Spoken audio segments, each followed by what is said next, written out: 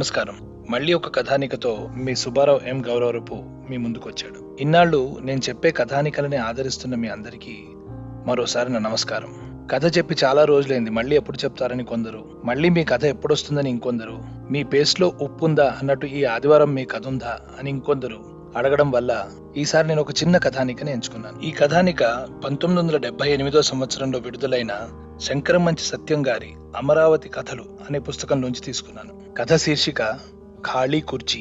ఇక కథలోకి వెళితే, పిచ్చోడు. అతన్ని కొందరు పిచ్చి మహారాజు అంటారు, మరికొందరు పిచ్చి దేవుడు అంటారు. అతను ఎవరితోనూ ఏమీ అనడు, విలాసంగా నవ్వుకుంటూ వీధి వెంట వెళ్ళిపోతూ ఉంటాడు. చిరిగిపోయిన చొక్కా మోకాళ్ళ కిందకి వేలాడుతుంటే ఓ కందిపుల్లకి పురికోస చర్నాకోలలా కట్టి ఆ చర్నాకోల గాలిలో జలిపించుకుంటూ నడిచి వెళ్తాడు. పిల్లలు కనిపిస్తే పకపకా నవ్వుతాడు. గాలిగోపురంలోని పావురాళ్లు రెక్కలు టపటపలాడించుకుంటూ మూకుమ్మడిగా ఆకాశంలోకి ఎగిరితే తను చప్పట్లు కొట్టి పొర్లి పొర్లి నవ్వుతాడు. అతనిది ఏ ఊరో తెలీదు, పేరేమిటో అంతకంటే తెలీదు. పిచ్చోడు లేచి వెళ్ళిపోయాడు. మరుక్షణంలో సుడిగాలి రేగింది.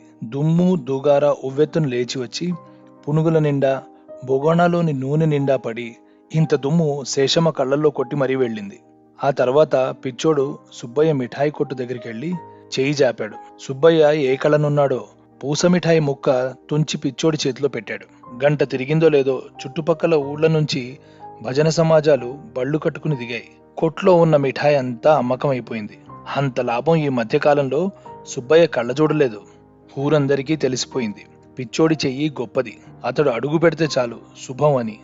ఆ రోజు నుంచి పిచ్చోడు చక్రవర్తి. ఏది కావాలన్నా ఎగిరి గంతేసిస్తారు. కానీ అతను అందరి దగ్గర తీసుకోడు.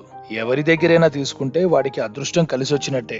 జూదగాళ్లు అతన్ని చెయ్యి తాకి పేకాటకు వెళ్లాలని ఆత్రపడ్డారు, కానీ అతను అందర్నీ అంటుకొనివ్వడే. పెళ్లి జరిగినా, పేరంటం జరిగినా, సభ జరిగినా, సమావేశం జరిగినా అందరూ పిచ్చోడి కోసం ఎదురు చూస్తారు. అతను వచ్చి 4 మూలలా తిరిగి ఏ పండో ఫలమో తీసుకుని వెళ్ళిపోతే ఆ కార్యం నిర్విఘ్నంగా జరుగుతుంది. ఓసారి సీతారామయ్య గారింట్లో పెళ్లి. పెద్ద పెద్ద పందిళ్లు వేసి మేళతాళాలతో ఘనంగా ఏర్పాట్లు చేశారు. 3 రోజుల నుంచి పిచ్చోడి కోసం ఎదురు చూస్తున్నారు. ఎక్కడా కనిపించలేదు. మనుషుల్ని పంపించారు, దొరకలేదు. అతను వచ్చి పెళ్లి పందిట్లో నడిచి వెళ్ళలేదే అని అందరి గుండెల్లో భయం. ముహూర్తం ఇంకో గంట ఉందనగా ఆకాశం ఉరిమింది. మబ్బులు పెళపెళలాడాయి. కుండపోతగా జోరున వర్షం. పిచ్చోడు రాలేదు. వర్షం ఆగలేదు. పెద్దలంతా ఈ పెళ్లి జరుగుతుందా లేదా అని భయపడి కాళ్ళు చేతులు ఆడక బెంబేలు పడుతున్నారు. అలాంటి సమయాన వర్షంలో తడిసి వణుక్కుంటూ పందిట్లోకి వచ్చి పడ్డాడు పిచ్చోడు. హమ్మయ్యా అనుకున్నారు అందరూను. కుర్చీ వేసి కూర్చోపెట్టారు. నీళ్లు కారుతున్న జుట్టు తుడుచుకోడు, పొడి బట్టలిస్తే వేసుకోడు. తోరణాల్ని బాజా భజంత్రీల్ని చూసి నవ్వుతాడు. అలా అతను నవ్వుతుంటే గొప్ప ధైర్యంగా ఉంది అందరికీ. పాలు పలహారాలిస్తే వద్దన్నాడు. వర్షం తగ్గుముఖం పట్టింది. పందిరంతా తిరిగాడు. కాసేపు డోలు వాయించి పెద్దగా నవ్వాడు. పెళ్లి కూతుర్ని చూపించమన్నాడు. సిగ్గుపడుతూ నుంచున్న పెళ్లి కూతుర్ని చూసి మళ్లీ నవ్వాడు. పెళ్లి కూతురి చేతిలోంచి తాంబూలం తీసుకుని నవ్వులుతూ చర్నాకోల ఊపుకుంటూ వెళ్ళిపోయాడు. అంతే, వాన తగ్గి పెళ్ళున ఎండ వచ్చి పెళ్లి నిర్విఘ్నంగా జరిగిపోయింది. ఓసారి దొరగారు కోటలో ఎవరితోనో మాట్లాడుతున్నారు. సరాసరి కోటలోకి వెళ్లి దొరగారికి ఎదురుగా ఉన్న కుర్చీలో కూర్చున్నాడు పిచ్చోడు. ఏమి ఠీవిగా కూర్చున్నాడు. జమీందారు గారిని మించిన మంచి దర్జాతో కూర్చున్నాడు. ఏమన్నా కావాలా అని దొరగారు అడిగితే ఏం అక్కర్లేదు అన్నట్టు చెయ్యి ఊపాడు. కొంతసేపటికి దొరగారికి తాంబూలం తీసుకొచ్చారు. హుందాగా వేలు చూపించాడు తనకు కావాలని. రాచటీవీతో తాంబూలం నవ్వులుతూ చర్నాకోలో ఊపుకుంటూ లేచొచ్చేశాడు. అలా దొరలకి దొరగా చలామణి అయ్యే పిచ్చోడు తిరిగి తిరిగి ఎంత రాత్రైనా గాలిగోపురంలోకి వచ్చి పడుకునేవాడు. ఒక రాత్రివేళ హృదయ విదారకమైన ఏడుపు వినిపించింది పిచ్చోడికి. చెంగున లేచాడు. గుండె చిల్లులు పడేలా ఏడుస్తోంది సుబ్బమ్మ.